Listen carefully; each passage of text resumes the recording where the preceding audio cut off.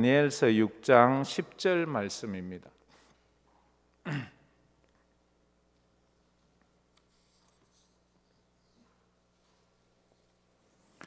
다니엘서 6장 10절 우리 한 절만 보도록 하겠습니다. 딱 그쪽에 펴놓으시면 좋을 것 같습니다. 다 같이 읽겠습니다. 다니엘이 이 조서에 왕의 도장이 찍힌 것을 알고도 자기 집에 돌아가서는 윗방에 올라가 예루살렘을 향한 창문을 열고 전에 하던 대로 하루 3번씩 무릎을 꿇고 기도하며 그의 하나님께 감사하였더라. 아멘. 그의 하나님께 감사하였더라. 이렇게 말합니다. 고난 가운데 깨닫는 하나님의 은혜에 대해서 지난주부터 제가 금요일 날 말씀드리고 있습니다. 고난 당할 때 중요한 것은 고난 그 자체가 중요한 것이 아니라 고난을 대하는 우리의 태도가 더 중요하다고 그래 말씀을 드렸습니다. 고난이 우리를 무너뜨립니다. 고난이 우리를 아프게 합니다. 그러나 그 고난을 대하는 태도가 우리를 그 고난에서 구원해낼 수도 있고 그 고난 가운데 빠져서 영원히 그 고난과 함께 고통받게 할 수도 있다는 것을 알 수 있습니다. 오늘 다니엘을 보면서도 우리가 그것을 깨달아 알 수 있습니다. 그래서 고난에 대한 우리의 태도가 어떻느냐, 신앙적이냐 불신앙적이냐에 따라서 우리의 삶의 우리 인생의 색깔이 완전히 달라질 수 있다는 것을 우리가 기억해야 합니다. 이런 말씀, 감사에 대한 말씀, 기도에 대한 말씀, 이런 걸 들으면서 그저 설교로 듣지 말고 여러분의 삶의 직접적인 적용점으로 우리가 생각을 하면 좋을 것 같습니다. 우리는 앞날에 무슨 일이 일어날지 아무도 모릅니다. 그러나 우리가 알 수 있는 것은 우리 앞날에 좋은 일만 있으면 얼마나 좋겠습니까마는 분명히 우리 앞날에 눈물 흘릴 일도 있습니다. 아픈 일이 있을 겁니다. 인생은 그런 거 아닙니까? 그래서 우리는 그 고난이 오기 전에 내게 고난이 왔을 때 나는 그 고난을 어떻게 견디며 버티며 이겨나갈까 하는 것들을 생각해야 합니다. 들어 우리 가운데 어떤 분들이 아프신 분이 있으면 만약 내게 아픔이 왔다면 나는 어떻게 저 아픔을 이길 것인가?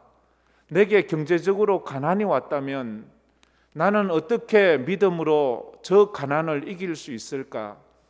나에게 외로움이 왔다면 나는 저 외로움을 어떻게 말씀 붙잡고 이길 수 있을까? 우리도 다 늙지 않습니까? 만약 내가 이제 나이 많아 늙어 하나님 앞에 설 가까운 날이 가까이 왔다면 과연 나는 어떻게 그 날들을 하나님 앞에 믿음으로 설 수 있을까 하는 것들을 우리가 고민해야 합니다. 그래서 고난의 때를 준비한 사람은 그 고난이 왔을 때 실패하지 않을 확률이 있습니다. 그래서 예수님께서도 제자들에게 너희들 고난이 온다. 깨어 기도해라. 시험에 들지 않게 깨어 기도해라. 우리 주님이 제자들에게 가르치신 고난의 때를 견디고 이기는 방법은 기도였습니다. 기도로 이길 수 있었습니다. 그래서 초대교회 성도들 예수님 십자가 못 박히시고 부활하시고 승천하신 이후에 그 초대교회에 불어온 그 혹독한 핍박을 그 성도들은 기도로 이겼습니다. 기도로 견뎠습니다.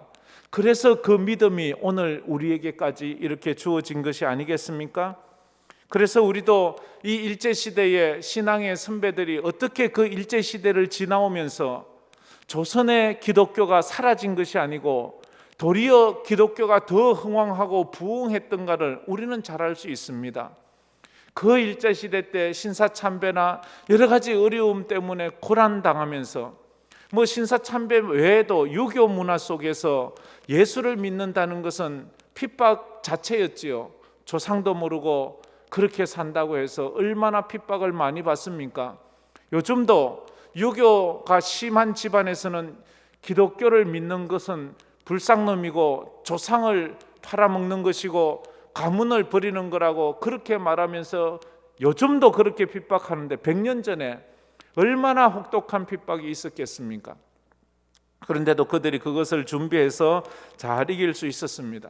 우리가 고난이 왔을 때 꼭 기억해야 할 말씀이 있지요. 로마서 8장 28절 말씀입니다. 로마서 8장 28절 말씀 우리 한번 다 같이 읽었으면 좋겠습니다. 우리가 알거니와 하나님을 사랑하는 자 곧 그의 뜻대로 부르심을 입은 자들에게는 모든 것이 합력하여 선을 이루느니라. 우리가 알거니와 뭘 안다는 거예요? 우리가 아는 게 한 가지 있어요. 그것은 하나님을 사랑하는 자는 모든 것이 합력하여 선을 이룰 거라는 거예요. 나는 지금 몰라요. 내가 왜 이런 일을 당하고 있는지. 그러나 한 가지 분명한 것은 이런 일을 통해서 내가 주님 앞에 더 가까이 가고 이런 일을 통해서 내가 천국을 가까이 갈 수 있다는 그 믿음, 그게 있습니다.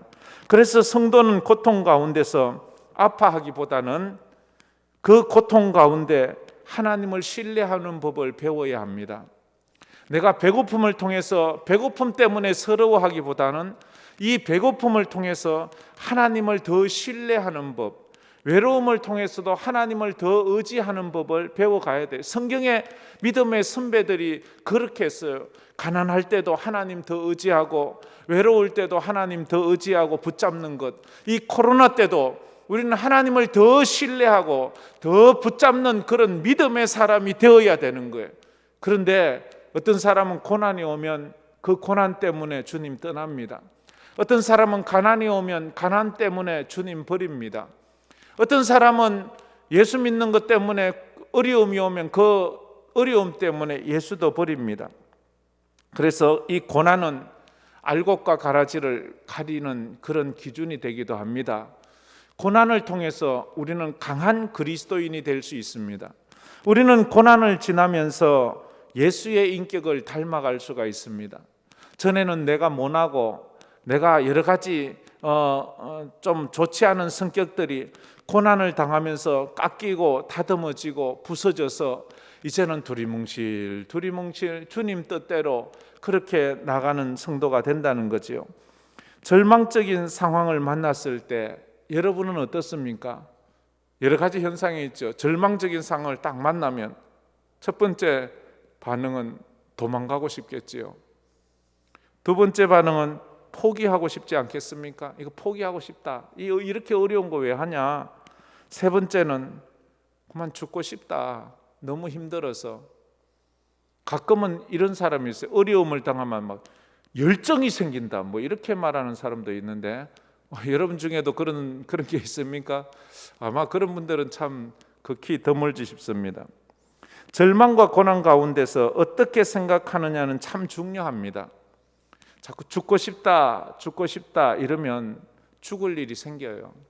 살고 싶다 이러면 살 일이 생겨요.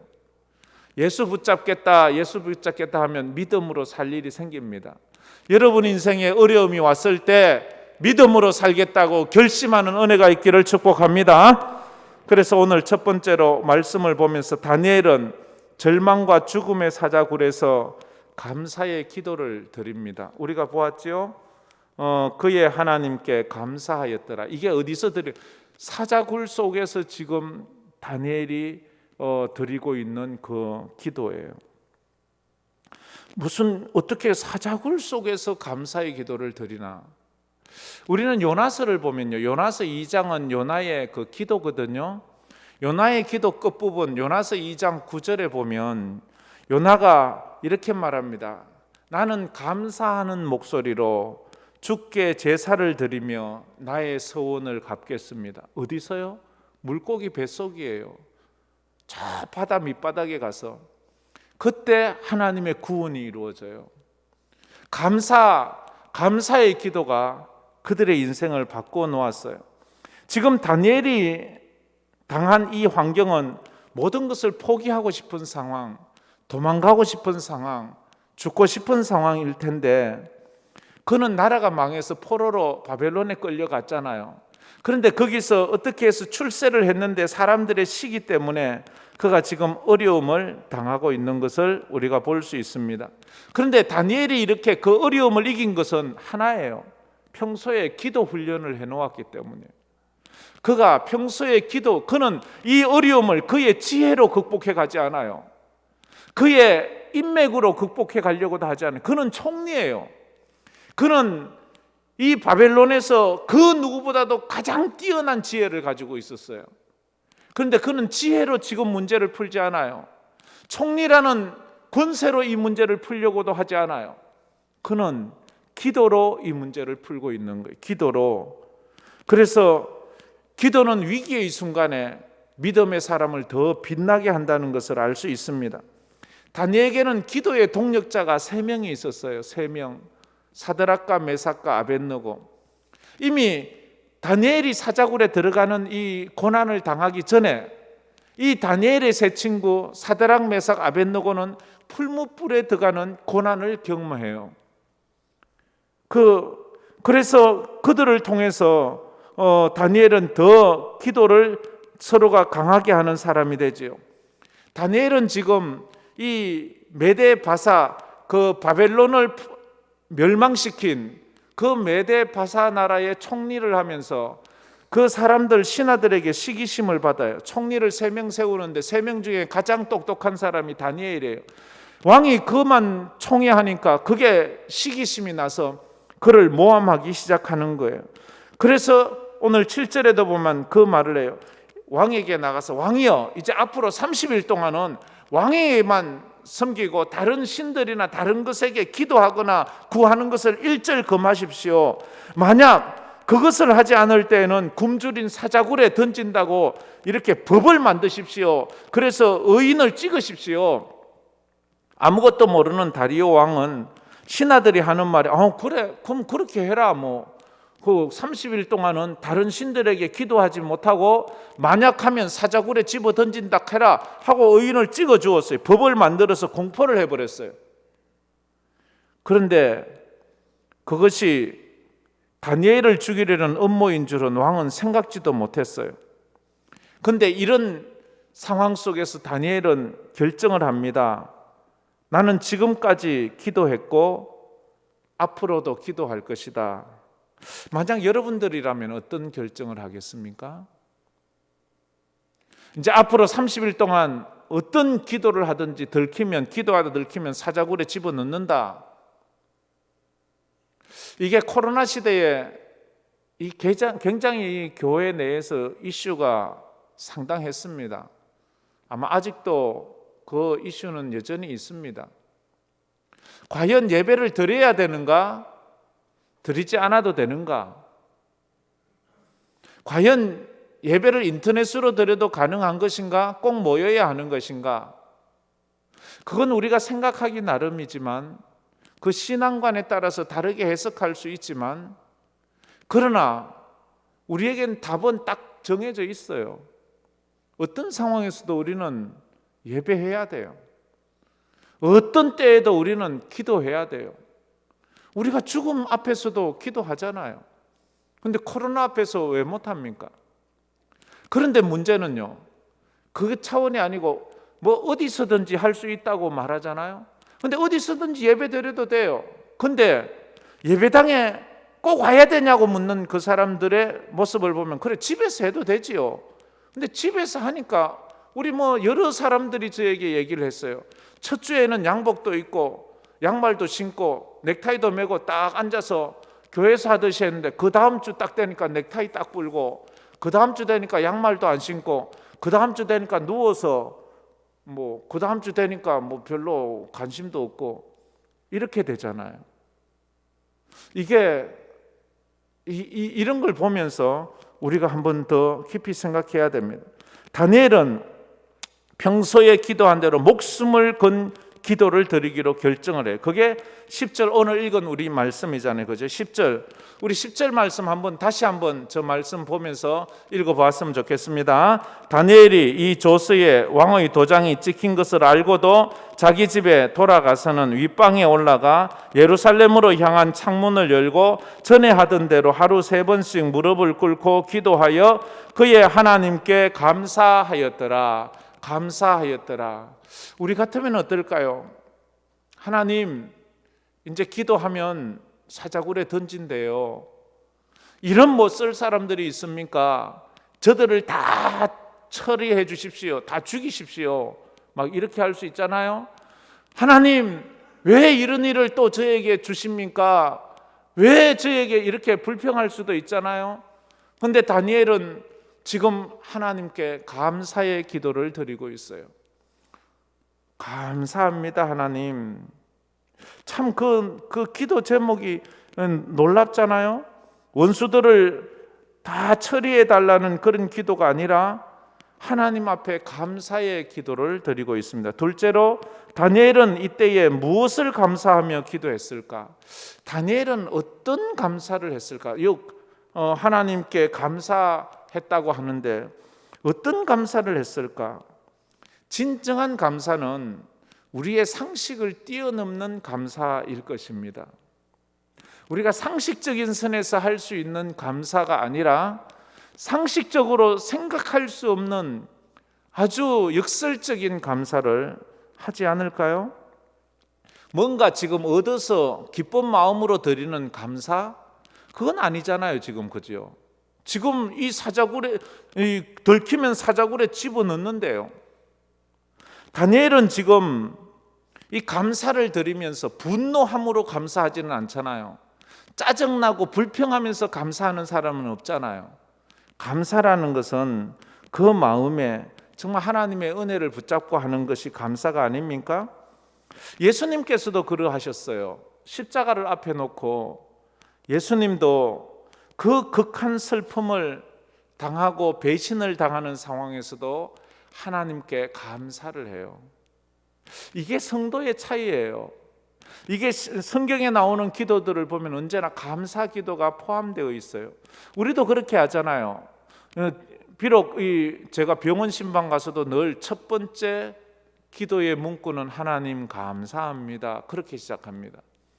그리고 장례식에 가서 장례 예배를 드리면서도 저는 기도의 첫 문장을 하나님 감사합니다. 이렇게 시작합니다. 이것을 이해하지 못하는 사람은 뭐가 감사할 것이 있다고 그렇게 말합니까? 라고 말할 수 있는데 감사합니다. 바울은 죽음의 감옥에서도 감사 찬양을 돌려드립니다. 그리고 그는 감옥에서도 성도들에게 범사에 감사하십시오. 감사하는 자가 되어야 합니다. 라고 그렇게 말을 했습니다. 성도는 상황이 어떻든지 관계없이 우리를 구원해 주신 하나님의 은혜를 기억하면서 하나님께 감사를 해야 합니다. 그래서 하박국 선지자의 그 기도, 감사 기도를 보면 우리가 어떻게 감사해야 될지를 알 수 있습니다. 우리는 하박국 선지자의 감사 기도는 너무 유명하고 많이 했기 때문에 우린 너무 잘 압니다. 비록 무화과 나무가 무성하지 못하며 포도나무에 열매가 없으며 감람나무에 소출이 없으며 밭에 먹을 것이 없으며 우리의 양이 없으며 외양간에 소가 없을지라도 나는 여호와로 말미암아 즐거워하며 나의 구원의 하나님으로 말미암아 기뻐하리로다. 여러분에게 이런 감사와 기쁨의 영성이 있기를 축복합니다. 아무 것이 없어도 하나님 한 분만으로 즐거워하고 나를 구원하신 그 구원으로 기뻐하겠습니다 하는 거예요. 이건 은혜 받아야 돼. 영성으로, 내가 머리로 하는 것도 아니고 입술로 하는 것이 아니에요.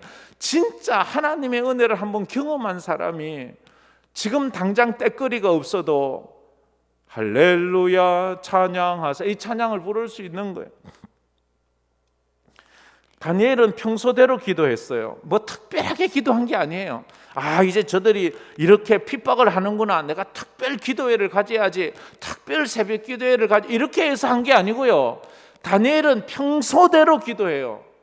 늘 하던 대로 그렇게 기도한다. 그렇게 오늘 말씀은 한 거예요. 전에 하던 대로 하루 3번씩 무릎을, 전에 하던 대로는 무슨 뜻이에요? 평소대로 늘 특별한 거 없이 그렇게 그는 기도했다 하는 것입니다. 그러나 이때의 이 기도는 평소와 좀 다른 게 뭐예요? 평소는 기도해도 붙잡혀서 사자굴에 안 던져지지만 지금은 붙잡히면 사자굴에 들어가야 돼요. 내가 평소대로 기도하지만 지금 내가 붙잡혀서 사자굴에 들어간다 할지라도 나는 기도하겠다라고 말하는 거예요. 전에 그의 새 친구가 풀무불에 들어가서 살아나왔잖아요. 그걸 알기에 하나님, 그 친구를 구원하신 하나님이 나도 구원해 주실 것을 믿습니다. 그러나 그리 아니하실지라도 저는 이 기도를 쉬지 않겠습니다 라고 그렇게 말하는 거예요. 그러자 그 결과가 어떻게 돼요?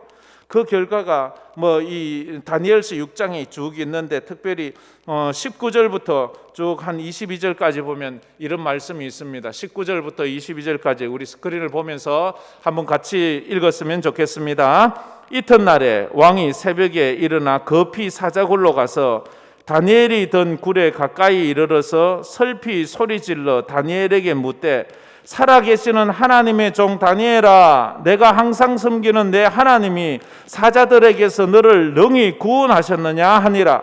다니엘이 왕에게 아뢰되 왕이여 원하건대 왕은 만수무강하옵소서. 나의 하나님이 이미 그의 천사를 보내어 사자들의 입을 봉하셨으므로 사자들이 나를 상해하지 못하였사오니 이는 나의 무죄함이 그 앞에 명백함이오며 또 왕이여 나는 왕에게도 해를 끼치지 아니하였나이다 하니라. 아멘. 사자굴에 던졌는데 사자가 그를 해하지 못하도록 하나님이 그 사자의 입을 봉했다고 해요. 23절에 보면 또 이렇게도 말해요. 왕이 심히 기뻐서 명하여 다니엘을 굴에서 올리라 하며 그들이 다니엘을 굴에서 올린 적 그의 몸이 조금도 상하지 아니하였으니 이는 그가 자기의 하나님을 믿었음이었더라. 사자굴에서 살아난 것은 하나님을 믿었기 때문이다 라고 그렇게 말씀을 하고 있습니다. 그래요. 거기서도 감사기도. 여러분의 삶 속에서 고난과 아픔과 슬픔과 외로움과 두려움 그런 환경에서도 감사 기도를 하는 여러분 되기를 축복합니다. 한번 따라해 봅시다. 감사합니다. 그래서 옆에 있는 사람은 도저히 두 사람이 정신이 있나 없나 이렇게 생각할 수 있지만 그래도 감사합니다. 어제 수능 시험을 쳤는데 그 결과에 관계없이 우리 부모님들이 감사하는 모습을 보이세요. 결과가 좋지 않다고 막 또 원망하고 화내고 할 것 없이 감사합니다. 그때 하나님이 들으시는 거 아니겠어요? 마지막으로 절망적 상황일수록 성도는 더욱 감사해야 합니다. 절망적인 상황이 올수록 더욱 감사해야 돼요. 중국 내지 선교의 OMF 그 선교의 미국 선교사 중에 헨리 프로스트라는 선교사가 있었어요. 이 사람이 중국에 와서 선교를 하는데 어느 날 본국 미국에서 소식이 하나 왔는데 너무나도 슬픈 소식이 왔어요. 어떤 소식인지는 밝히지 않았는데 좌우지간 너무너무 슬픈 소식이 전해져서 그 소식을 듣는 순간 그의 영혼이 검은 그림자에 드리워졌다라고 말해요. 그의 영혼의 검은 그림자가 드리워질 정도로 아주 슬픈 소식. 그래서 그 소식 때문에 마음이 슬프고 좌절되고 우울하고 고통스러운 나날을 보내는데 선교사가 너무 슬퍼서 선교사 사무실에서 무심코 벽을 보는데 벽에 글자가 보이는 거예요. 벽에서 글자가 보이는 거예요. Try Thanksgiving. 감사를 시도하라. 감사를 노력하라. 감사를 노력하라고 시도하라고 그런 글귀가 보이는 거예요. 그런 그 순간 그는 갑자기 그 글을 보자마자 마음이 막 뜨거워지기 시작했대요. 마음이 뜨거워지면서 그래 내가 하나님 앞에 감사해야지. 내가 하나님 앞에 감사해야지. 그러면서 그 순간 그 마음을 짓누르던 그 슬픈 그 두려움 그 걱정, 근심 이 마음이 싹 사라졌다. 하나님이 그 마음을 치유해 주었대요. 제가 미국 가서 돌아올 때까지 제 마음을 가장 짓누르는 그런 일이 하나 있는데 뭔가 하면 저희 어머니였어요. 저희 어머니가 갑자기 내가 미국에 있을 때 아프시거나 돌아가시면 어떻게 하나. 왜냐하면 제가 주위에서 몇 명을 보았어요. 갑자기 부모님이 돌아가셨어요. 근데 들어오지를 못하는 거예요. 가까운 아파트에 같이 있던 목사님, 그 어머니가 돌아가셨어요.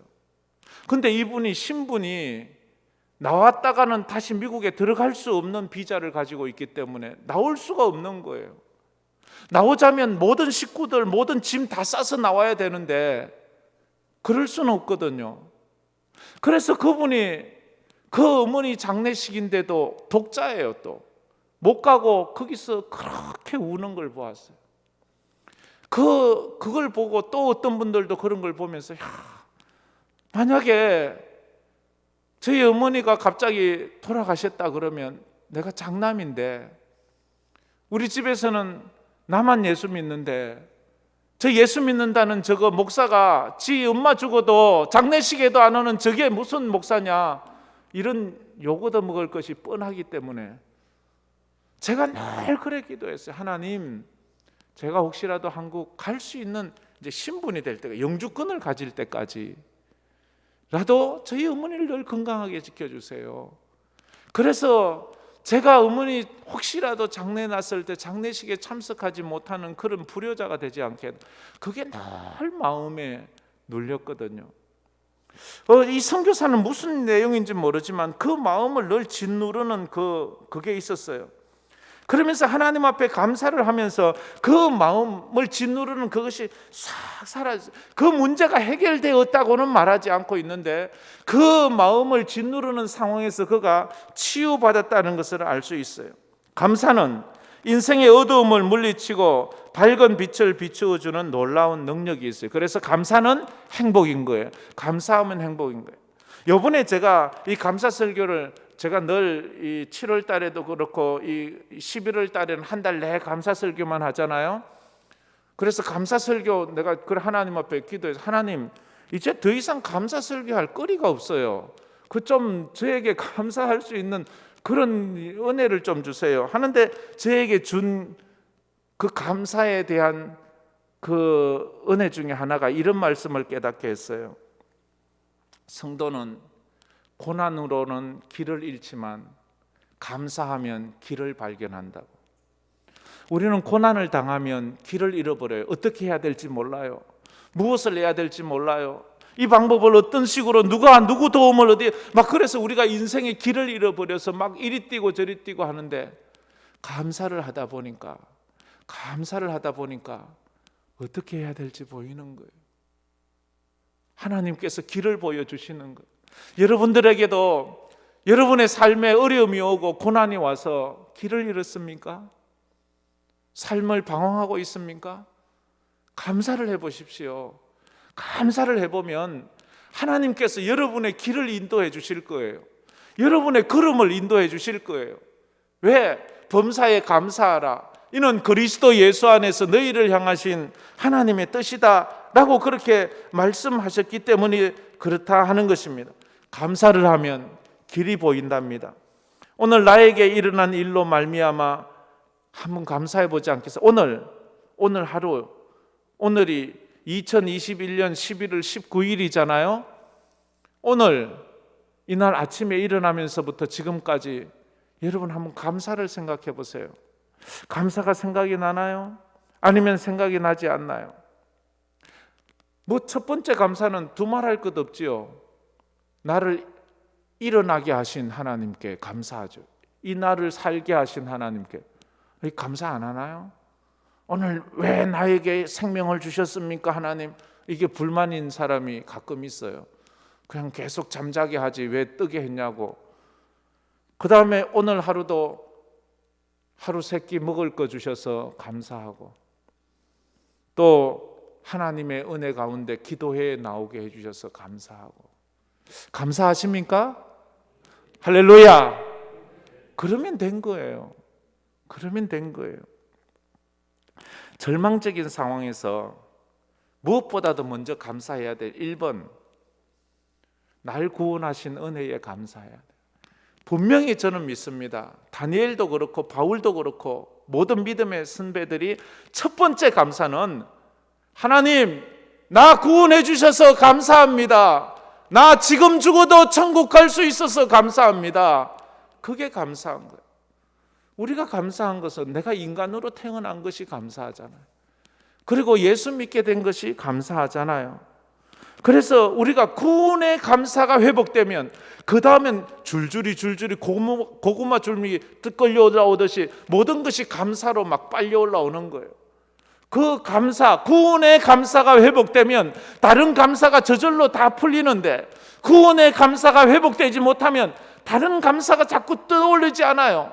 자꾸 조건적으로 보려고.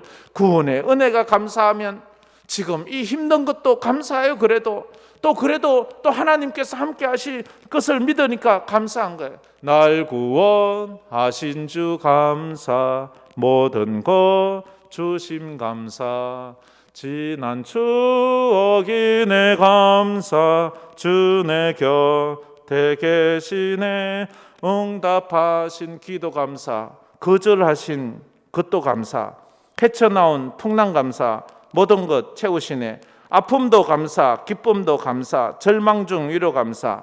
다 구원이 감사가 되니까 다 감사한 거예요. 다 감사한 거예요.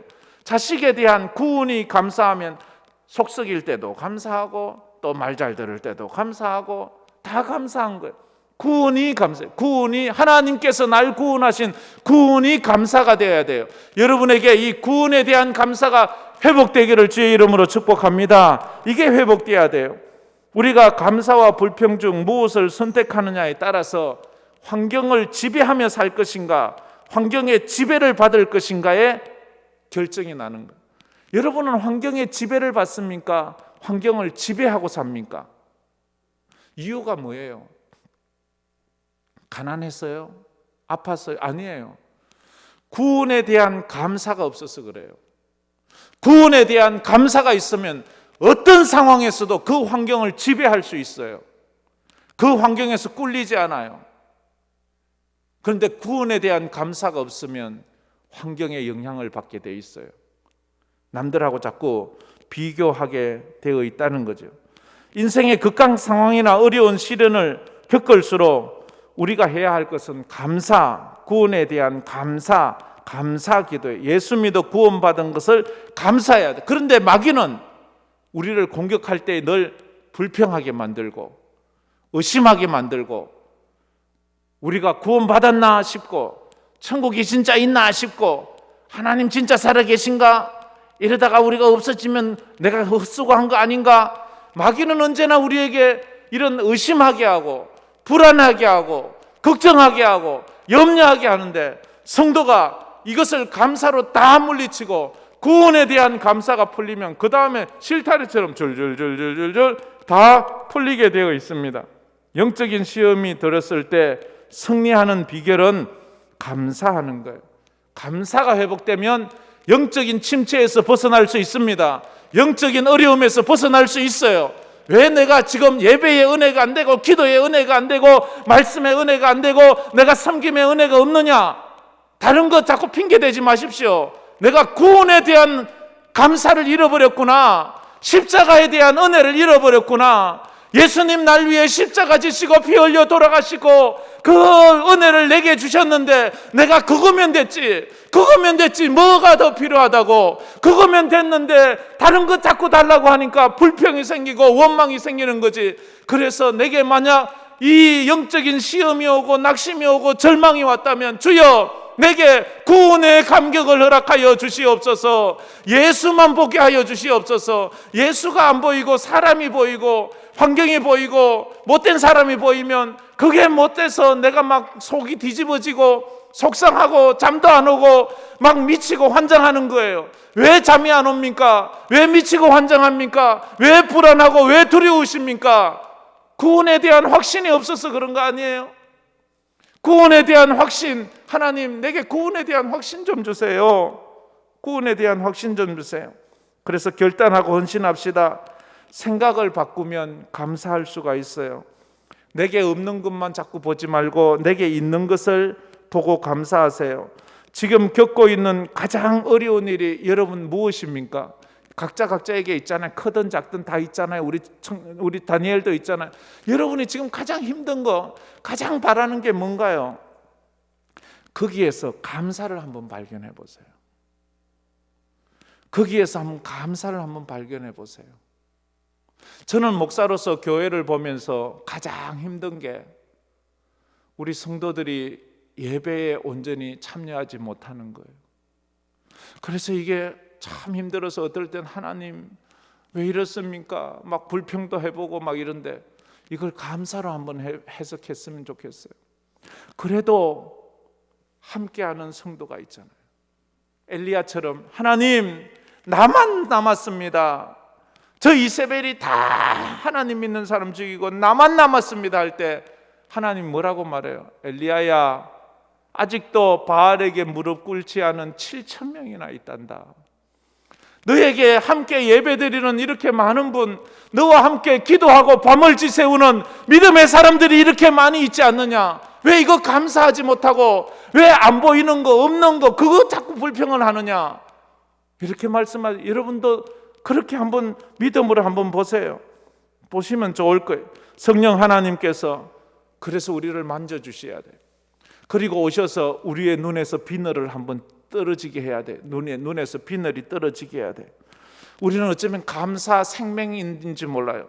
감사를 발견할 수 없는 생명, 색깔을 구분하지 못하는 생명인지 몰라요. 하나님 내 눈에서 비늘을 걸어주셔서 이제 감사가 보이게 하시고 감사가 깨달아지게 하시고 하박국 선지자처럼 아무것도 없고 이것도 없고 저것도 없어도 구원의 하나님으로 기뻐하며 감사하는 것처럼 성령 하나님 나의 영안을 열어 감사를 발견하게 하여 주옵소서. 다니엘처럼 사자굴에서라도 감사하는 영성이 내게도 있게 하여 주옵소서. 기도하는 은혜가 있기를 주의 이름으로 축복합니다. 이 찬양 한번 불렀으면 좋겠습니다. 성령 하나님 나를 만지소서. 한번 성령께서 나를 만져달라고, 그래서 내 영안에 영적인 비늘을 좀 거쳐달라고, 그래서 내 삶 속에서 감사를 발견하고 기뻐할 수 있는 은혜를 달라고 찬양합시다.